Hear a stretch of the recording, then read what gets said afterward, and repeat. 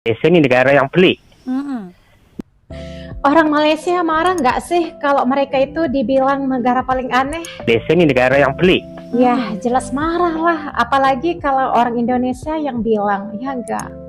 Tapi kalau sesama mereka yang bilang negara mereka itu memang aneh, nggak ada yang komplain. Sebab mereka sendiri mengakuinya gitu. Lama telah kau sakit hatiku, tidakkah kau rasa kasihan padaku? Tapi kalau ada netizen Indonesia yang bilang, "Hey Malaides, negaramu kok aneh ya?"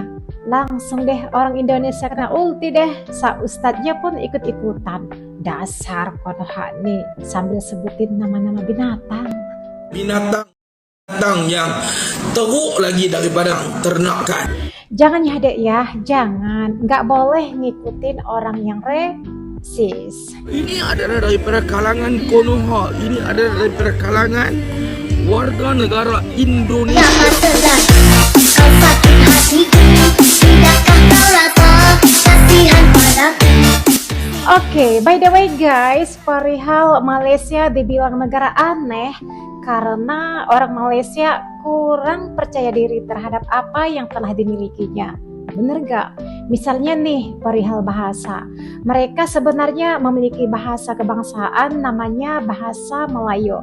Tapi guys, walaupun bahasa kebangsaan mereka itu bahasa Melayu, mereka itu orang iso loh bahasa Melayu antara etnis yang lain. Misal nih, orang Melayu ketemu Cina, ketemu India, mereka itu nggak bisa berbahasa Melayu. Malah gunakan bahasa Inggris ataupun bahasa Roja gitu. Apa yang menyebabkan orang Malaysia tak suka bahasa Melayu? Malukah atau gimana coba? Kita lihat video ini guys. Jadi doktor, apa yang menyebabkan doktor berkata demikian? Memang ramai yang malu ke doktor? Malu. Dari pemantauan mungkin? Baik, saya 2-3 hari ini saya telah tular di media tentang kenyataan saya bahawa mengatakan Malaysia ni negara yang pelik. Jadi satu daripada yang kepelikannya ialah kita ada barang sendiri tapi kita tak nak pakai barang kita sendiri. Setuju. Contohnya bahasa. Kita ada bahasa kebangsaan, bahasa Melayu yang baik, tapi kita segan dan malu nak menggunakan. Itu pelik yang pertama tu Pak Nel dan kawan-kawan sekalian. Yang kedua, peliknya yang kedua ialah seperti yang telah disebutkan tadi, dinyatakan tadi, kita percaya barang orang lain lebih baik daripada barang kita sendiri. Yang kita lebih percaya barang orang daripada barang sendiri. Jadi seperti kata yang kita bincang tadi, kita pakai bahasa Inggeris, kita rasa lebih baik, lebih hebat dan lebih tinggi martabat kita. Ya betul. Padahal yang kita pakai itu barang penjajah kita dulu tau. Orang luar punya tu. Okey. Yang ketiga, kita tak percaya barang kita lebih baik, padahal orang lain percaya barang kita lebih baik. Sebagai contoh, Betul. kita bagi contoh di negara China tahun 60-an dah ada pengajian Melayu, mereka nak belajar bahasa kita. Betul. Begitu juga di Jepun. Di Jepun, di Perancis, di negara Jerman sudah ada pengajian Melayu ni. Pengajian. Tapi saya nak katakan juga di negara China antara kuasa bukan antara lagi sudah terbukti sebagai kuasa besar dalam ekonomi dan pertahanan dunia. Telah ada 16 universiti yang ada pengajian bahasa Melayu. Dahsyat. Jadi itu yang pelik tentang negara kita tentang berkaitan bahasa ni Pak Nel dan Ya, kawan-kawan. betul. Kita kena kembali kepada satu pendekatan di mana bumi dipijak, di situ langit dijunjung. Ya. Kita telah merdeka 67 tahun Pak Nel kawan-kawan. Tapi kenapa ada soal tidak boleh mengujarkan bertutur dengan baik dalam bahasa kebangsaan kita sendiri? Betul. Itu satu persoalan. Tunggang terbalik? Ya, soalnya ialah soal rasa cinta dan tanggungjawab kita kepada negara kita. Oke guys, ya bentar.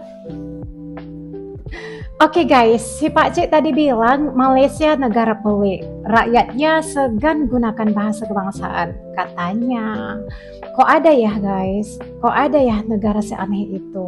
Malu sama bahasa sendiri gitu, sama bahasa kebangsaan gitu. Kata si Pak Cik sih, pertama anehnya mereka punya bahasa sendiri yaitu bahasa Melayu. Tapi segan dan malu mau menggunakannya gitu. Terus yang kedua, kata si bapak, lebih percaya barang orang lain daripada punya sendiri. Misal nih, Malaysia pakai bahasa Inggris, perasaan mereka itu lebih baik, lebih hebat, lebih tinggi martabatnya. Padahal bahasa Inggris itu merupakan bahasa penjajah katanya. Di satu sisi masih ada loh milenial Malaysia yang cinta pada bahasa Melayu. Dia berharap bahasa Melayu ini suatu saat bisa maju gitu. Kita lihat nih videonya.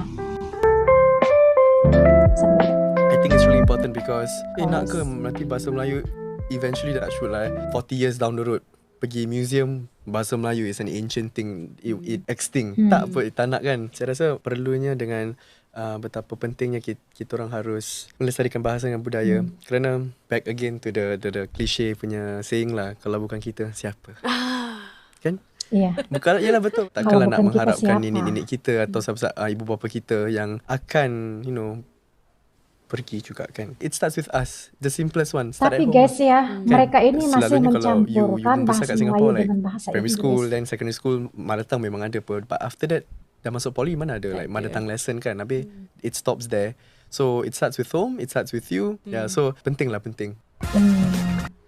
Tadi kita lihat di sini ya, dia itu mencampurkan bahasa Melayu dengan bahasa Inggris. Kalau bisa sih usahakan ya kalau bahasa Melayu ya bahasa Melayu aja gitu. Tapi itu terserah kalian sih, mau kalian merujakkan pun bahasa kalian itu kan terserah kalian ya enggak. Cuman kedengarannya sama negara lain, loh kok ada ya negara gitu bahasa kebangsaannya dicampur dengan bahasa Inggris gitu.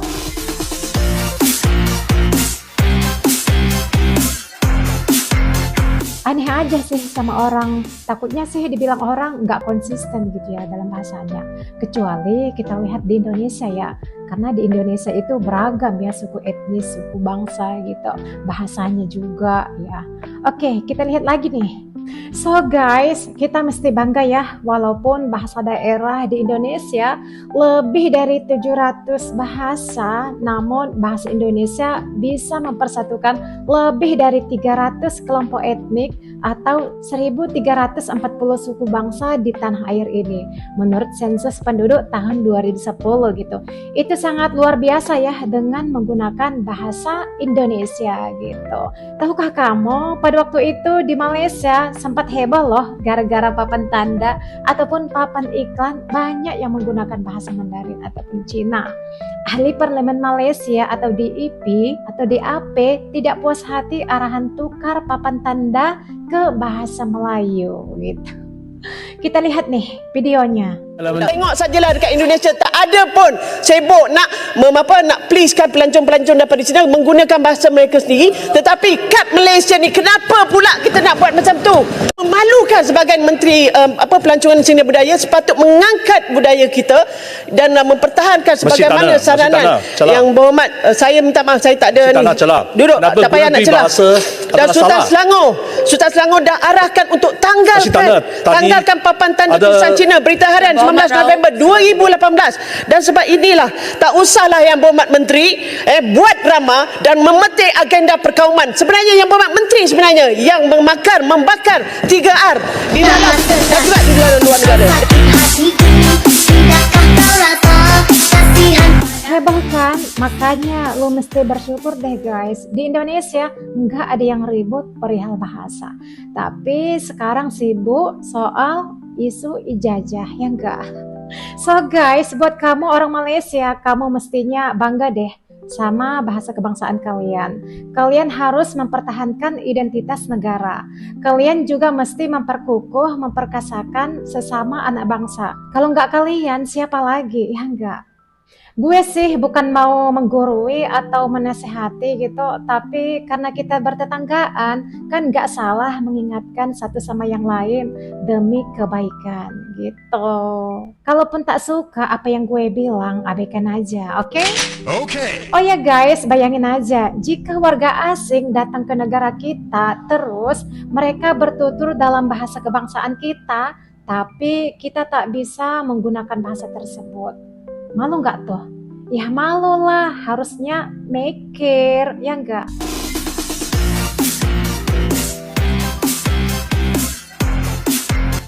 Coba kita lihat nih videonya. Tun Mahathir kata dia rasa dia ada dekat negara China bila dia nampak tulisan China. Tapi dia tak sedar, time zaman dia, top 10 yang orang terkaya kat Malaysia ni, majoriti memang orang Cina. Tapi ini adalah sentimen biasa yang dimainkan oleh Tun Mahathir yang kononnya cuba nak menunjukkan bahawa kerajaan Madani ini ataupun kerajaan di bawah PH ni suka mengutamakan bangsa lain berbanding bangsa Melayu sendirilah. Tapi kalau kita tengok dari segi dasar kerajaan sekarang ni pun, kalau mana yang tak tahu, sebenarnya kerajaan sendiri telah mewajibkan bahawa sebagai contoh, surat-surat rasmi dalam urusan kerajaan ini mestilah digunakan dalam bahasa Melayu.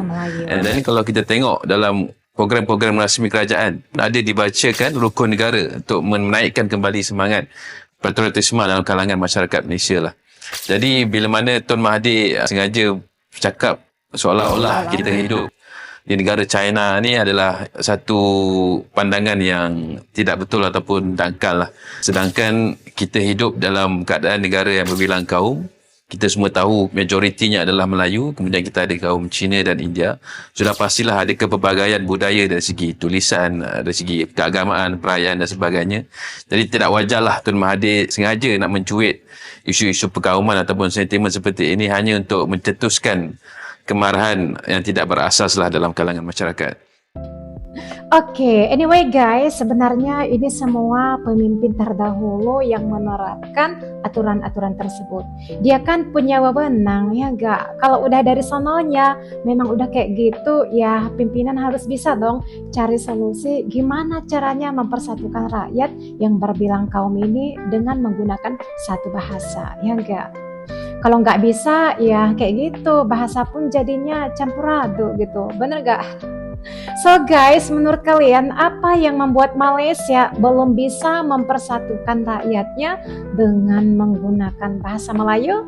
Kita tunggu nih jawaban dari teman-teman di kolom komentar, oke?